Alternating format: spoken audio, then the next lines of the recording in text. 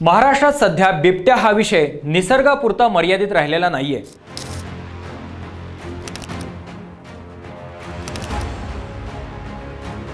तर तो आता थेट बातमी, थेट भीती आणि थेट राजकारण बनलाय।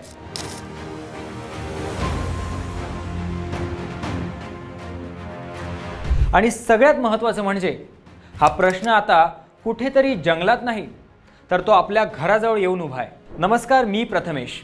संपूर्ण राज्यामध्ये बिबट्या या प्राण्याने हैदोस घातलाय।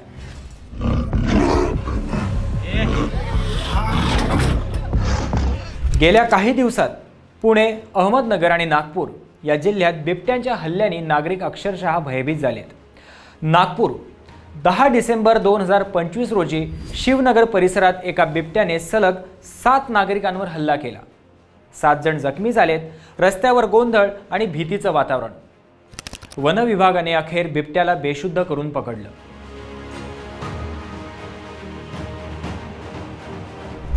पुणे जिल्हा, आष्टापूर, हवेली तालुका। पहाटेची वेळ, घरासमोरची हालचाल आणि अचानक 50 वर्षीय महिलेवर बिबट्याचा हल्ला। महिला गंभीर जखमी। हे जंगलातलं दृश्य नाही, हे पुण्याच्या शेजारचं वास्तव आहे। या गंभीर समस्येवर सरकारने तातडीने आणि कठोर पावले उचलावीत। गेल्या 8 वर्षात बिबट्याच्या हल्ल्यातील मानवी मृत्यूंची संख्या दुप्पट झाली आहे। हा आकडा बघताना बिबट्याला दोष द्यायचा की परिस्थितीला?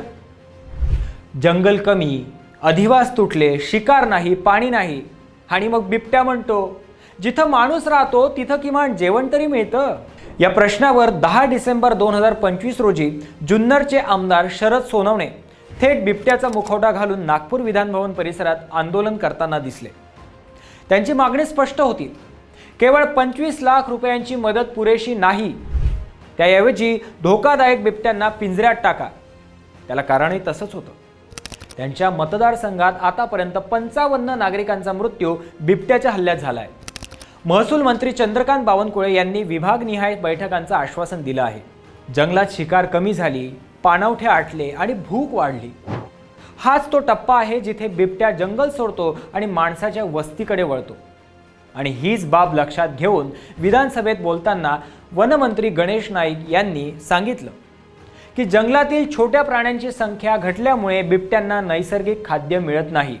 त्याचा थेट परिणाम शहरी भागातील हल्ल्यात वाढ।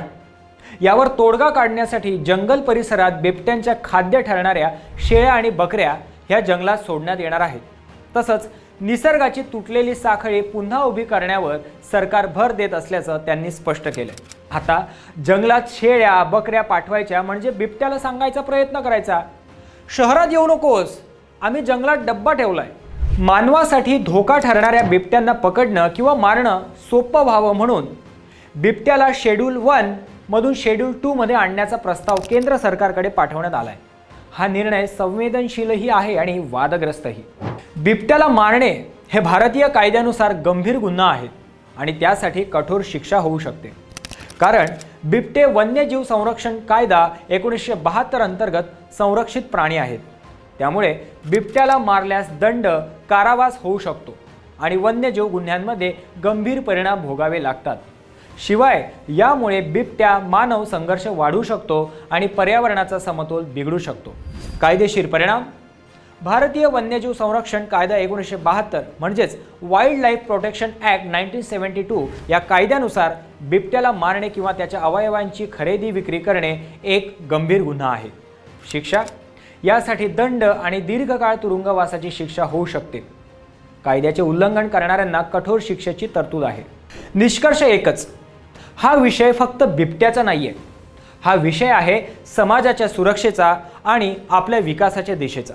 जिथं जंगल आटतं तिथं बिबट्या दिसतो आणि आज निर्णय घेतले नाहीत तर उद्या फक्त बातम्या वाढतील।